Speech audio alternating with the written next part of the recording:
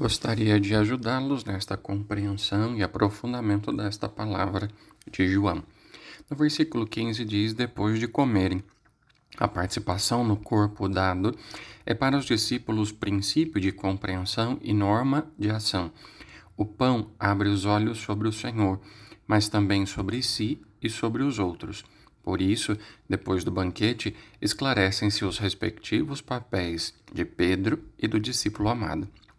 Nesta segunda parte, explicita-se o relacionamento de Pedro com Jesus e com os irmãos, em particular com outro discípulo. Trata-se do serviço de Pedro, do seu seguimento e do seu martírio. Seu ministério é visto em estreita relação com outro discípulo, aquele que Jesus amava. Todo aspecto institucional é animado e medido pelo amor. De outra forma, não existe relação com Jesus e com seu mandamento. A igreja é uma instituição que tem o amor como princípio e como liberdade. Jesus pergunta a Simão Pedro. Há um diálogo cerrado, com 10 trocas de palavras entre Jesus e Simão Pedro. O tema é o seu papel de guia e guarda da unidade, já surgido durante a pesca. Depois do diálogo, centrado no amor, há a chamada a seguir o bom pastor que dá a vida pelas ovelhas. Jesus, então, se endereça a Pedro no interior da comunidade dos discípulos. Permanece ainda aberta a ferida da sua tríplice negação que Jesus havia predito. Mas esta não é a palavra definitiva. O seu pecado o abre para uma história nova. Torna-o capaz de entender o mistério do Senhor como perdão da fraqueza própria e de outros, como lugar de maior amor. Jesus então diz: Simão, filho de João. Ele o chama pelo seu nome e pelo de seu pai, como no início. Depois da experiência do amor e da fidelidade do Senhor por ele, se tornará Pedro, como lhe foi dito no primeiro encontro. Tu me amas mais do que estes? Estas palavras endereçadas a Pedro e a cada um de nós que as escutamos são tocantes. É comovente um Deus que me pergunta: tu me amas? Depois de ter desvelado na cruz o seu amor extremo, ele pode expor sem pudor esta pergunta fundamental para quem ama. O amor deseja ser amado. A pergunta de Jesus pode significar: ama-me mais do que amas estes?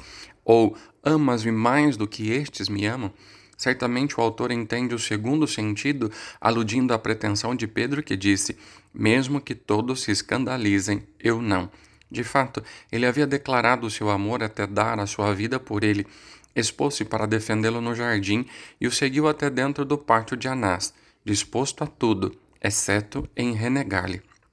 Jesus usa a palavra agapau, que indica o amor original e gratuito com o qual Deus tanto amou o mundo a ponto de dar seu Filho, o amor extremo com o qual Jesus nos amou, que é o mesmo com o qual o Pai nos ama. É o amor com o qual agora também nós podemos nos amar uns aos outros, a ponto de dar a vida. É aquele amor cuja força é a fraqueza de quem dispõe e depõe a própria vida pelo amado. Lava-lhe os pés e doa a si próprio sem reserva, como no pedaço oferecido a Judas.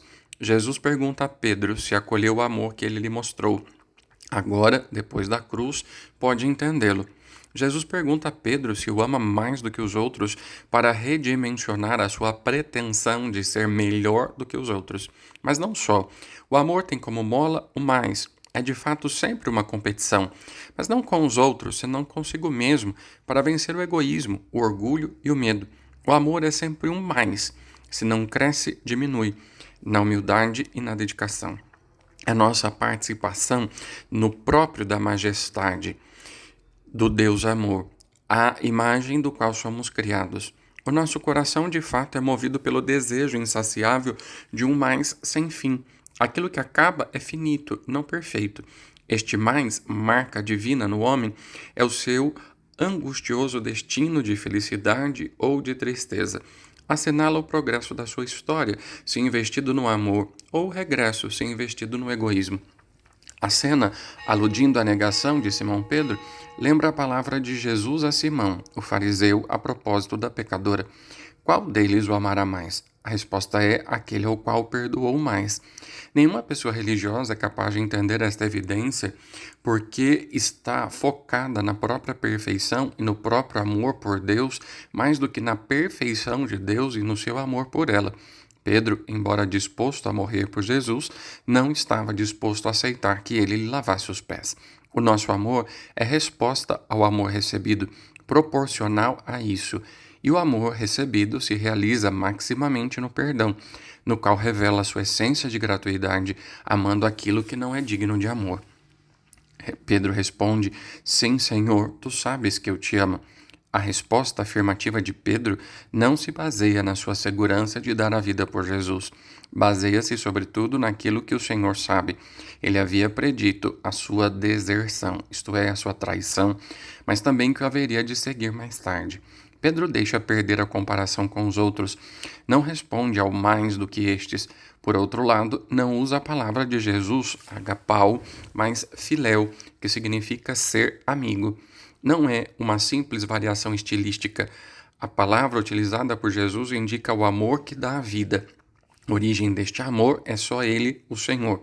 Quando aceitamos que Ele nos lave os pés, então também nós podemos amar como Ele. O verbo utilizado por Pedro, filéu, acrescenta tons de amizade e reciprocidade afetiva, possível porque acolhemos o seu amor absoluto. Ninguém tem maior amor do que aquele que dá a própria vida por seus amigos. Vós sois meus amigos, se fizerdes o que eu vos mando, amando-vos uns aos outros com o amor com o qual eu vos amei. E Jesus então diz a Pedro: apacenta meus cordeiros. Graças à experiência de amor recebido, Pedro é associado à missão do bom pastor. Ser pastor não é honra, mas fardo. Surge daquele peso de amor conhecido somente por aqueles a quem mais é perdoado. Pedro é colocado a serviço da unidade entre os irmãos, porque no seu pecado perdoado tem consciência do amor de Cristo. Por isso, o seu ministério será marcado pelo perdão e pela reconciliação. A sua proeminência não está no domínio, mas no serviço de misericórdia e perdão. Instituição e amor não vão nunca separadas. Sem amor, toda a instituição é perversão. De fato, quanto mais a instituição é perfeita, maior é a perversão. A igreja é uma instituição cujo fim é amar o homem para que ele seja livre para amar. Cristo nos libertou para esta liberdade. A palavra apacentar está em conexão com pastagem, o alimento a ser providenciado ao rebanho. O verdadeiro alimento é a carne daquele que doou a vida pelos irmãos. Palavra e pão são os alimentos a garantir. Aquela palavra que se faz pão, aquele pão que a própria palavra dá. Cordeiros lembra o Cordeiro de Deus. Os discípulos de Jesus são identificados com ele. Aqui se fala de cordeiros pequenos e depois de ovelhas grandes. Os dois termos contrapostos indicam a totalidade que abarca tanto distinção quanto igualdade. Pedro é chamado a ser pastor como Jesus, entrando por aquela porta que é ele mesmo.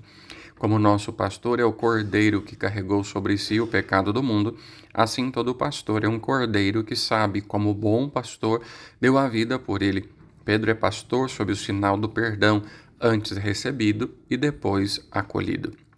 E Jesus diz pela segunda vez: não basta uma vez. A pergunta de Jesus será repetida sempre uma outra vez. A consciência do seu amor deve ser sem limites, como a nossa fragilidade e capacidade de esquecimento. Pergunta: Simão, filho de João, tu me amas? Jesus repete a mesma pergunta, deixando de lado o mais do que estes. Pedro, na sua experiência de traição, já está suficientemente curado da pretensão de ser melhor do que os outros, porém não está ainda curado da desconfiança que lhe impede de amar.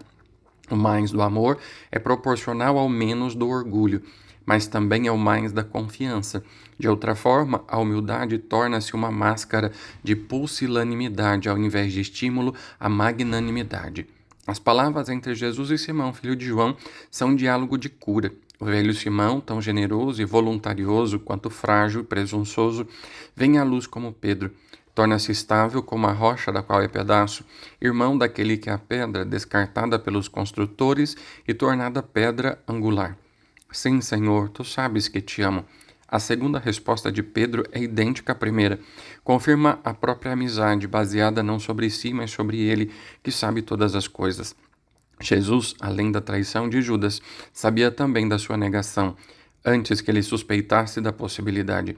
O seu conhecimento divino é elemento comum às três respostas de Pedro. Pastoreia minhas ovelhas. Jesus reitera sua confiança em Pedro. Com respeito ao versículo 15, está escrito apacenta em vez de pastoreia e ovelhas em vez de cordeiros. Apacentar, termo mais amplo de pastar, indicação do pastor que guia o rebanho. Jesus confia a Pedro pequenos e grandes, cordeirinhos e ovelhas, para que providencie a eles o alimento, guiando-os às pastagens. Pedro está associado ao serviço de Jesus, sem porém substituir-se a ele. Não lhe diz que é pastor, único é o pastor, o cordeiro que deu a vida por todos e a todos. Pedro deve conduzir o rebanho àquelas pastagens onde o Senhor é pastor e pastagem. Este serviço está conexo à sua experiência de amor gratuito com aquele que lhe lavou os pés. Jesus fala sempre de meus cordeiros e de minhas ovelhas. Cordeiros e ovelhas são sempre somente do Filho e do Pai, não de Pedro. O rebanho não pertence a ele, não é o dono, mas o servo da sua fé.